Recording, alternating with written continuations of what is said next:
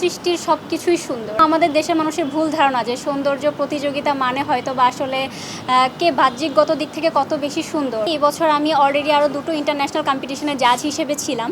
So সেই জায়গা থেকে আমার কিছুটা এখন শেখা হয়েছে যে আসলে আমরা যে কোনো প্রতিযোগীর মধ্যে আসলে কোন কোন বিষয়গুলো দেখি। যে আমরা যেরকম আমাদের দেশের মানুষের ভুল ধারণা যে সৌন্দর্য প্রতিযোগিতা মানে হয়তো বা আসলে কে বাহ্যিকগত দিক থেকে কত বেশি সুন্দর, বাট আমরা কিন্তু আসলে জানি না যে সৌন্দর্য প্রতিযোগিতায় আসলে প্রত্যেকটা কন্টেস্টেন্টের একটি করে প্রজেক্ট থাকে, অ্যাডভোকেসি যাকে আমরা বলি। তো সেই জায়গা থেকে আমার মনে হয় যে আমরা এখানে যে বিষয়টিকে বেশি প্রাধান্য দিচ্ছি যে কোন কন্টেস্টেন্টের বেশি স্ট্রং অ্যাডভোকেসি আছে এবং সেই সাথে যারা আসলে কতটা সেলফ ইন্ডিপেন্ডেন্ট, কতটা কনফিডেন্ট এবং সেই সাথে বাংলাদেশকে আন্তর্জাতিক মঞ্চে কত সুন্দরভাবে আসলে তারা তুলে ধরতে পারে।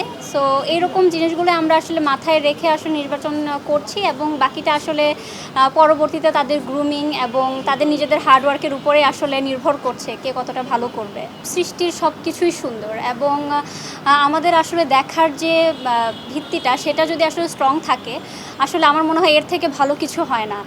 আমার সবথেকে বড় যে চাওয়া আসলে আপনাদের কাছেই, আপনারা যারা মিডিয়ার আছেন, আপনারা যারা আসলে সব সময় এই জিনিসগুলোর প্রচার করেন, যদি পজিটিভ ভাবে আসলে এই যে যাত্রাগুলো আসলে আপনারা প্রচার প্রসারণা করেন, আমার মনে হয় এই যে নেগেটিভ চিন্তা ভাবনা যে মানুষের মধ্যে এই ধরনের ভুল ধারণাগুলো, এগুলো আসলে আপনারাই দূর করতে পারবেন। আমি নিজেও অনেক কথা শুনেছি, এখনও শুনি।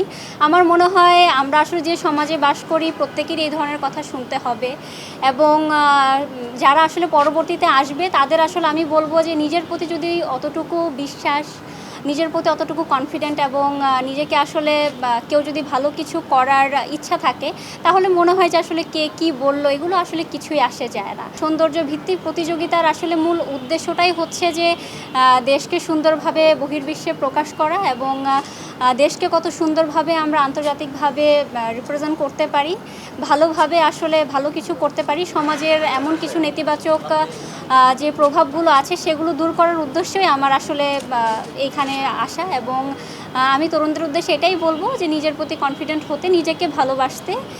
নিজের প্রতি যদি আসলে কনফিডেন্ট থাকে এবং মানুষের যদি ভালো কিছু করার ইচ্ছা থাকে, আমার মনে হয় আসলে অন্যের কটু কথায় কিছুই আসে যায় না।